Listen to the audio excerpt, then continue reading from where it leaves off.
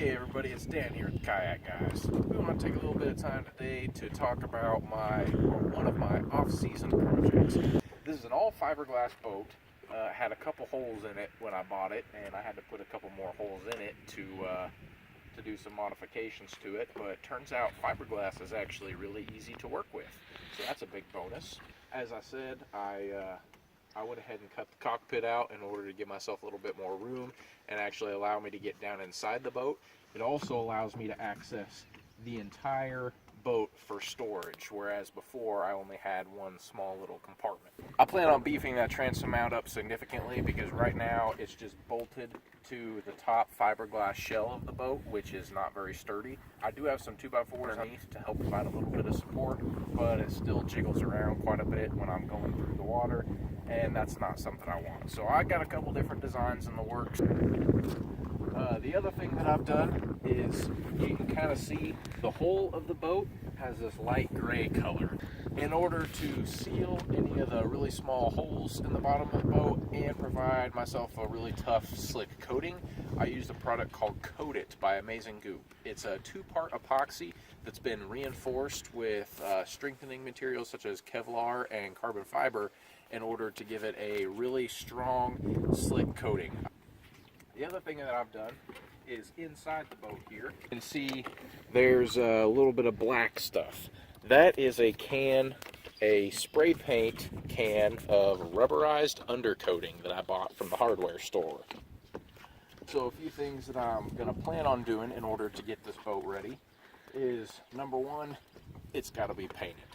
I'm looking into doing some sort of a truck bed lining. Right now I'm kind of leaning towards Raptor liner. A lot of people have had some success with that. So I think I'm going to paint the entire top and inside of the boat in Raptor liner. That is, I'm going to plan on beefing up the area that I had to cut out. Since I had to remove quite a bit of the fiberglass shell, that was adding a lot of rigidity. And when I took that away, it got a lot more flimsy. So I'm going to rip some 2x4s in half, I think, and run those around the perimeter where I cut out and actually fiberglass those to the boat to help add a little bit more strength. This is the small mud skipper kit. Ordered this from Mud Skipper Motors. This is the 5 to 7 horsepower easy kit. It's the two-piece shaft.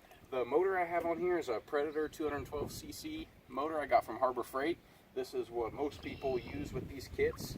I haven't really been super impressed with the motor up in the water, so I got a little bit of tweaking to do and seeing if I can modify this to make it a little bit better so that it doesn't shut off on me. Overall, the kit for the actual mud motor, I would say my expectations have been met. This was the cheapest mud motor kit that I could find on the market. The price for the kit with shipping ended up being about $350 plus another $100 for the motor. So for $450, this is about the cheapest mud motor setup that you can find. It ran good. It's got plenty of power for this small little boat. The quality is okay, I guess. It's certainly not something like you get with the really high quality kits, but you know, you get what you pay for, and for the price that I paid for it, I'm pretty happy with it.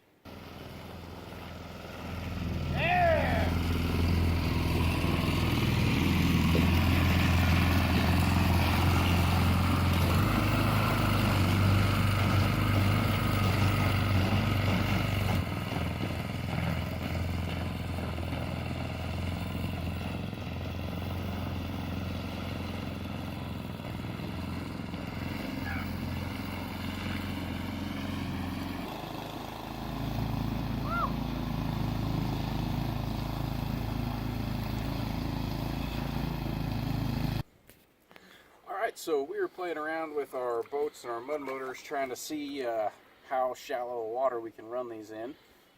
We actually tried to get them stuck. As you can see, I am standing in the water right now and it's barely to my ankles.